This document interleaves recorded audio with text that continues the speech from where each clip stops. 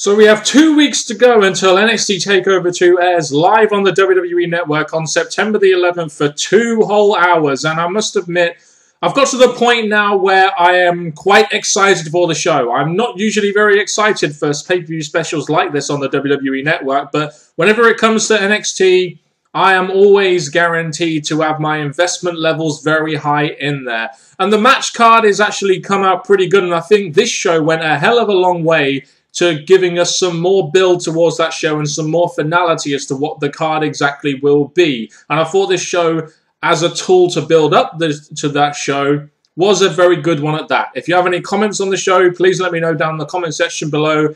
Any comments on NXT or NXT Takeover 2, please also let me know down in the comment section below too. You know what, NXT? I get it. You know, you've shown other tag teams in this #1 contender tag team tournament that you've done, and you also need to showcase the champions who are the Ascension. You know, I mean, we've showcased Vaudevillains, you know, the Luchas, etc. And the Ascension do need a slot on TV, I understand that. But can we do something just a little bit more interesting than having them beat jobbers every time they go out there? It's got to the point with me where I just don't care anymore. I really don't. But then I think to myself, well, you know, maybe it's not pleasing me, but it seems to be pleasing the crowd. The crowd seems to love it, and why should NXT do anything more than that? If this is what they're presenting the audience and they are reacting to it, why should they do anything interesting? You know, you're presented here with a bog standard segment where some guys go over some jobbers, but the crowd seem to like it. So if I was on the writing team or if I was on the booking committee for NXT, I'd be thinking to myself, well, the crowd seem to like it, so let's just stick that out there. You know, so I kind of understand why they're doing this, even though I just am not really very interested in this. And as a result, they've really been getting over as baby faces, which, you know, I always thought the Ascension were going to be heels, but it really does beg the question, who are they going to face at NXT TakeOver now? I mean, they've got the final match between the Vaudevillains and the Luchas coming up, and it just makes me think, you know, the Ascension are more really heels in my opinion, but they're getting a babyface reaction. They're probably more over than either of one of those two tag teams. So do you have the Luchas face them, who are more obviously baby faces, or do you have the Vaudevillains face them, who are obviously heels, who are also getting massive cheers? You know, either way, the dynamics here aren't going to be great, even though the match itself should be pretty decent and definitely better than NXT TakeOver's match between the Ascension and Kalisto and El Local. Take El Local out of there and the match is immensely better in my opinion. So there was a little bit of business that we needed to take care of on this show, and that was who was going to be the next general manager for NXT. And it turned out the next general manager for NXT is none other than William Regal. And I must admit, I was very pleased with this news, and I'm very much down with this. You know, it makes a lot of sense to me, as he's been a GM before or a commissioner on WWE TV. He's been there since the start, ever since it's been on Full Sail University as a commentator. He's very good. He's obviously pretty decent on the mic and knows how to get his point across. He's a very well-known and liked character. And just generally speaking, he just comes across to me as the kind of guy that definitely fits the bill as an NXT GM, even though I don't really feel like NXT really needs a GM, because in this promo segment, the GM didn't really make the match. The champion made the match, but we'll move on to that in a minute. It's a shame, though, in a sense that he won't be on commentary anymore, I would imagine. But like I said, he is the biggest fit, in my opinion, of all the personalities backstage right now at NXT for that position. And as a result of them introducing William Regal, we also got the announcement that our main event takeover would be Adrian Neville versus Tyson Kidd versus Sami Zayn versus Tyler Breeze for the NXT Championship, which is basically what we expected. It should be a hell of a main event, even though my only qualm with it is there's not too much variety there. It's just 4 guys that are basically the same size, have the same style and everything. But I'm guessing a lot of people on the internet would like it. I mean, I will enjoy it. It will be a hell of a main event.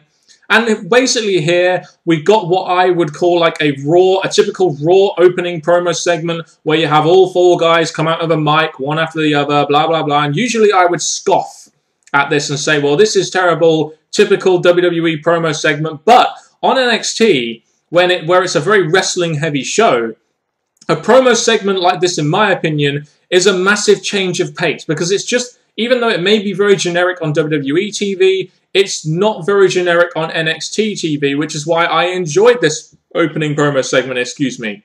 I thought this was a pretty good opening promo segment, not because of the mic work or anything, just because of the way it was presented and what they actually did, and each 4 of these guys got some mic time, and it set up the main event for the NXT Championship at NXT Takeover 2 in just a different way, really. You've got William Regal in the middle of the ring, and Adrian Neville comes up with the idea that it should be a fatal four-way. So William Regal wasn't really needed here, was he? But there you go. And then later on, in a backstage segment, William Regal announces the main event for that evening, which would be Adrian Neville and Sami Zayn versus Tyler Breeze and Tyson Kidd. So basically a tag match involving all four guys in the main event.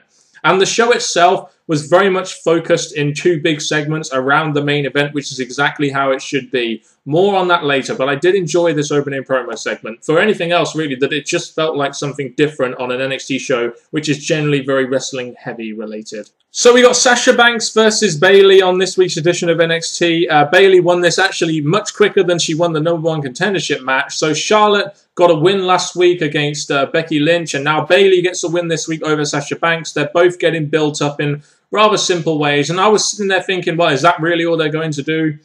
And then we get an interview segment, with Bayley talking about how she would love to win the NXT Women's Championship and how much it would mean to her. And then out comes Charlotte, and then we finally get exactly what we needed, some kind of face-off between Charlotte and Bayley, to make Bayley seem a little bit more serious and also get some heat and storyline between the two. This was very much needed, even though in my opinion they could have done a lot more with this storyline considering their history and everything, that's been going on between them over this last year or two, etc. But at least we got something. At least these two divas, or women I should say, got some mic time, which again is something different than what we'd usually get on an NXT show, which would generally be match. When I saw Sasha Banks versus Bayley, I was thinking, oh boy, this would be like just a general match. And then we got the promo segment, and it just raised my interest a little bit more because it's just something different. The only thing positive in this segment with Bull Dempsey and Angelo Dawkins was that Angelo Dawkins got a fucking entrance. I mean, that's the first time we've ever seen Angelo Dawkins get an entrance, but I must admit, even though this Mojo Rawley and Bull Dempsey feud going into NXT TakeOver makes somewhat amount of sense, it's not really a feud I'm interested in, if I'm honest. But one match I am very much interested in, it's not generally because of the match itself, it's because of the characters involved and the stipulation it has. One match I am interested in is Enzo Amore versus Sylvester Lefort, even though it may become a tag match between Big Cass and Enzo Amore versus Sylvester Lefort and Marcus Louise, who really knows? But it should be an interesting match at NXT TakeOver 2, because it will, again, I've talked a lot about different things being showcased, but it will provide something different on the show. A hair versus hair match. It's not just a general match. It's a match with some kind of, weird stipulation. A hair versus hair match, which is why I'm interested in it. And it should just provide something different on the show and just provide a little bit more variety, which is something NXT needs a lot of, in my opinion. So like I said earlier, they devoted most of the TV time this week to the main event of NXT TakeOver 2, which, in my opinion, was the right thing to do because it's involving 4 people. So you generally devote, twice as much TV time than what you do for a singles feud, for example. So 2 big segments on this show to really help launch and build this main event up was right, in my opinion, especially as, the main event is only 2 weeks away now, and they kind of really had to announce it and get the basis of their card done. Even though a lot of the matches were on the card were announced a lot earlier. But we got this tag team match between Adrian Neville, Sami Zayn, and Tyson Kidd and Tyler Breeze, and it was a pretty solid tag match. I wasn't really paying too much attention here because I wasn't really too interested in the match. I was more interested in what they were going to do to try and develop heat between these 4 guys. And you know what? Sami Zayn and Tyson Kidd already have heat. Adrian Neville and Tyson Kidd already have heat. Tyler Breeze and Tyson Kidd have heat to some degree, even though they were working together here as a tag team when really they should have been showing signs of tension. The only 2 people that haven't really had heat is Adrian Neville and Sami Zayn, as they're both good guys, but they pretty much developed the heat between Zayn and Neville here by having Sami Zayn accidentally Yazuka kick. I think that's what they call it on NXT. Adrian Neville in the corner, and that allowed Tyson Kidd to get the pin on Adrian Neville. So they did a decent job here of developing some heat between Zayn and Neville, the only 2 that didn't really have any heat. So now all 4 guys have somewhat amount of heat between each other. And what I did like about this as well is that we finally get the tease that Sami Zayn could actually win the NXT Championship by the fact that he held the belt up, even though I don't think for 1 second Sami Zayn will win. At least they've given us the tease that, he could actually win the belt. And this is what it will look like when he's holding the belt, which, you know, is a big image for a lot of NXT fans, because I feel like a lot of NXT fans really want Sami Zayn to be the next NXT champion. It's not going to happen at NXT TakeOver 2. I feel it'll happen in a singles match with Adrian Neville further on down the line at maybe a big show near WrestleMania time or something. So his time will come, I feel, when they'll bring Adrian Neville up and they'll want to drop it to someone such as Sami Zayn. But it was a nice touch that they just had him teasing holding the belt, even though obviously the belt isn't his yet, and just added a little bit more to that match. As we know, the big storyline in NXT with Sami Zayn has been the fact that his New Year's resolution is to win the NXT Championship, and he's been going after and pretty much devoting his whole career and life to winning that NXT Championship ever since he's been in NXT. So like I said earlier in the review, I think this show did a very good job in building up the main matches to NXT TakeOver 2, especially the main event, which in my opinion needed to really go into hype mode and really needed to be announced, etc. As for the card to NXT TakeOver 2, I will probably do some kind of preview next week on my NXT review, but the card looks pretty decent. You know, the main event is pretty good. Neville, Zayn, Kid, and Breeze for the NXT Championship.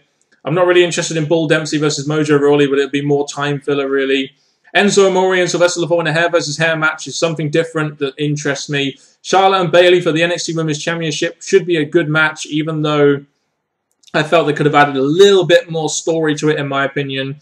And the Ascension or the Luchas versus the Ascension versus the Luchas or the Vaudevillains, sorry, for the NXT Tag Team Championships. You know, I think the Luchas will win that match next week, I believe, and it'll be the Ascension versus the Luchas, and that should be a pretty decent match. You know, replace El Local with Sin Cara, and it should be a much better match, in my opinion. But the card itself does look pretty decent. I'm especially looking forward to the main event, which I imagine will be, you know, the main crux of the NXT TakeOver 2 show. And there's some other matches, you know, dotted around there that look pretty decent too. So it should be, you know, a pretty decent show, especially the main event, which I feel really does have to deliver on this show personally. But there you go. If you have any thoughts on this week's edition of NXT, please let me know down in that comment section below. Thank you very much for watching this review if you have, and goodbye.